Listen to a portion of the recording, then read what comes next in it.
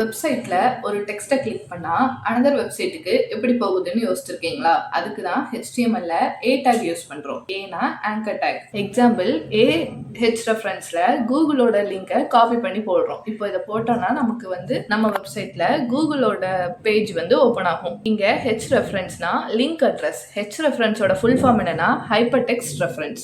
சிம்பிளா சொன்னா எந்த வெப்சைட் பேஜ் ஓபன் ஆகணும்னு பிரவுசருக்கு சொல்லுது. ஸோ யூசர் கூகுள்னு கிளிக் பண்ணா கூகுள் வெப்சைட் டைரக்டா ஓபன் ஆகும். இப்போ ஃபுல் ப்ரோக்ராம் பார்க்கலாமா? ஃபர்ஸ்ட் ப்ரோக்ராம்ல வெப்சைட்டுக்கு டைட்டில் கொடுக்குறோம். நெக்ஸ்ட் ஹெட்டிங் 1 அதுல வெல்கம் அப்படின்ற ஒரு ஹெட்டிங் கொடுத்துக்கிறோம். நெக்ஸ்ட் பேராகிராஃப் டேக்ல இன்னைக்கு நம்ம கூகுளோட லிங்க் ஆட் பண்றனால கிளிக் த லிங்க் பிலோ அப்படின்றத அந்த வேர்டிங்ஸ் கொடுக்குறோம். இப்போ இந்த கோடை நோட்பேட்ல டைப் பண்ணி சேவ் பண்ணுங்க. ப்ரௌசர்ல ஓபன் பண்ணுங்க. ஸோ நம்ம இதுல இருந்து ஒரு வெப்சைட்ல இருந்து இன்னொரு வெப்சைட்டை எப்படி லிங்க் பண்ணணும்ன்றத கத்துக்கிட்டோம். டாபிக் ரிலேட்டடா ஏதோ டவுட் இருந்துச்சுன்னா கீழே கமெண்ட்ஸ்ல கேளுங்க.